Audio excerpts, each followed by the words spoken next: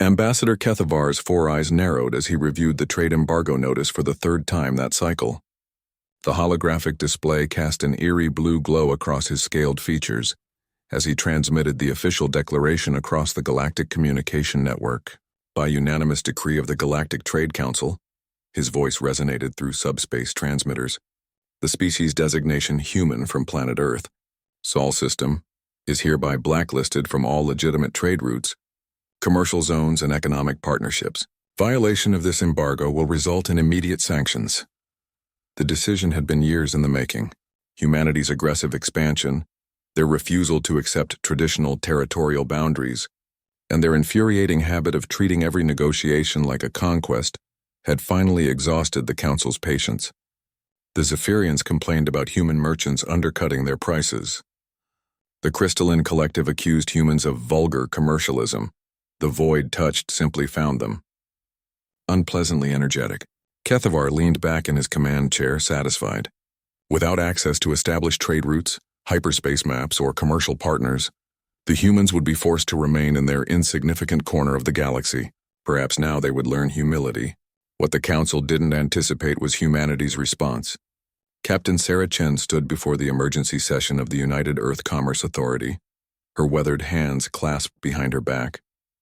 The room buzzed with tension as representatives from every major human corporation, government, and independent trader guild filled the amphitheater. "Ladies and gentlemen," Chen began, her voice cutting through the chatter, "we've been blacklisted, cut off from official galactic trade.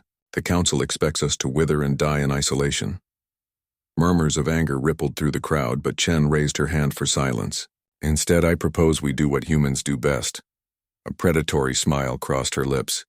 "We adapt, improvise, and overcome." 3 months later, Kethavar received the first disturbing report. Human vessels had been spotted in the Outer Rim territories, regions supposedly too dangerous and unprofitable for civilized trade. They weren't just surviving, they were thriving. "How is this possible?" Kethavar demanded of his intelligence officer, Commander Ilex. Ilex's tentacles writhed nervously. "Sir, it appears the humans have purchased detailed star charts from the Rogue Traders Guild." "Impossible. The Rogue Traders' maps are worthless, filled with dead systems, pirate havens, and hazardous space." "That's what we thought, sir. But the humans seem to have found value where we saw none." The truth was both simple and terrifying. While the established galactic powers had dismissed the Outer Rim as wasteland, humanity saw opportunity. Those dead systems contained asteroid fields rich in rare minerals. The pirate havens were actually independent colonies desperate for legitimate trade partners. The hazardous space was simply areas requiring better navigation and stronger ships, exactly what human engineering excelled at producing. Within 6 months, humanity had established the Outer Rim Trade Consortium.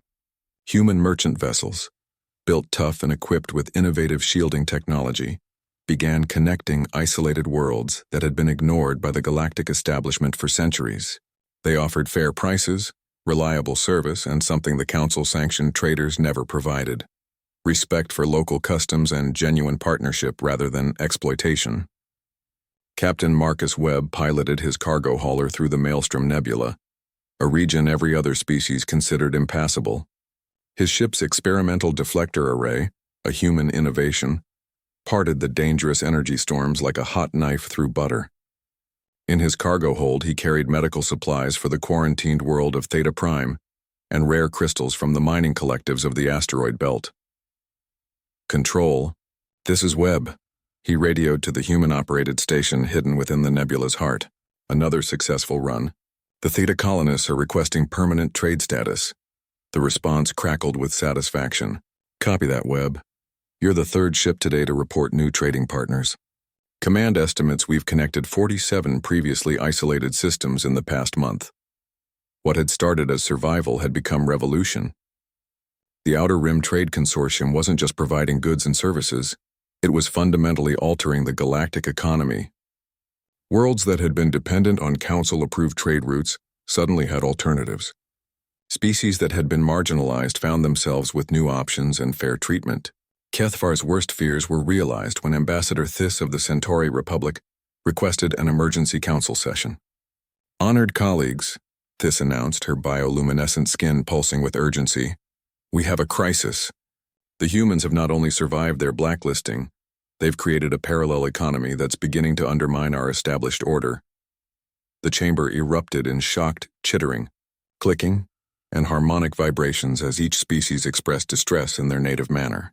My government has received formal trade proposals from 17 Outer Rim worlds, Theiss continued, all offering better terms than our current council-sanctioned agreements.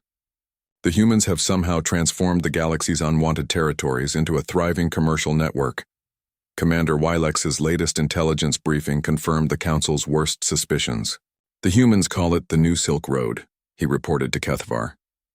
They've established permanent trade stations in 12 star systems, created a new hyperspace lane through the Maelstrom Nebula, and somehow convinced the Rogue Traders Guild to share navigational data for sectors we didn't even know existed.